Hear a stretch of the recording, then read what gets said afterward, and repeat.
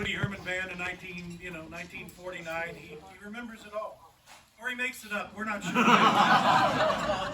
Well, it's easy to make it up. No, you know what? I wrote an autobiography, and I'm not a writer, but I do have stories because I've been a blessed human being to play with Charlie Parker, Dizzy Gillespie, but all the greatest musicians of the bebop era.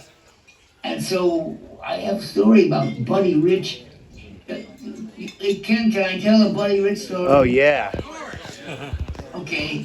Is it clean? Buddy, I work for Buddy, huh? Is it clean?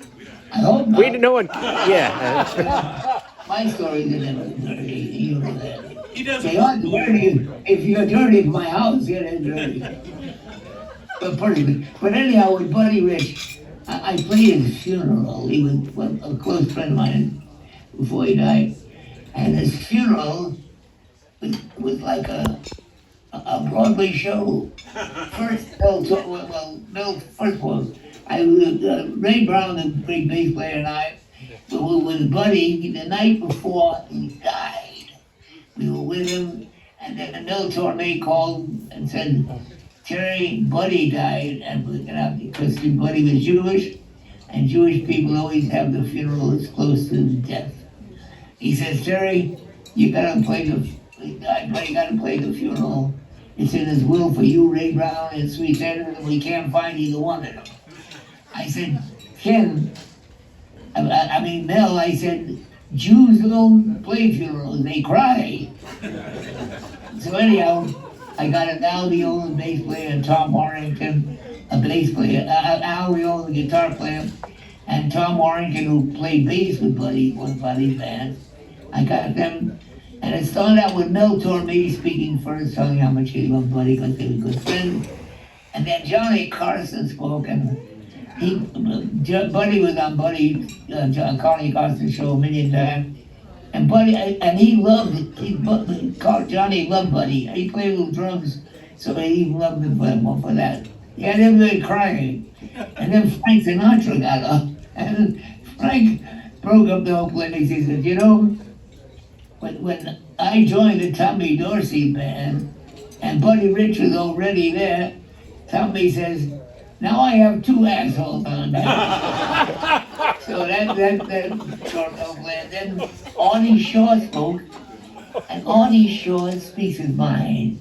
He don't care where he is talk on television. He puts people down on television, says they stink and all those things. The coffin is about 4 feet away from all of us. And so Artie Shaw says, you know, when Buddy played in my band way back, he played loud bass drum. And I went to see him play at Disney World there, Disneyland, and about 6 months ago. And he still played loud bass drum. The man's in a casket right about 4 feet, he's putting him down. Then Jerry Lewis spoke, and then Robert Blake, who was accused of murder. A nice guy, he read a poem that Jack Jones wrote, and I had to play, after he got done, I had to play My Buddy, the song My Buddy. I had a whole, first one was go da-da, da-da. I had to hold my right hand with my left hand so I could play those two notes. I was shaking all over. But something I had with Buddy, when I worked in his band in 1947 or 48, I was just a young kid in my 20s. We used to fight about who could play faster.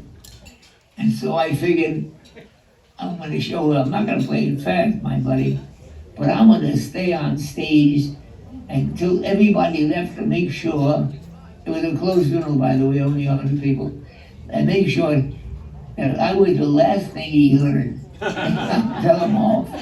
And then I'll leave.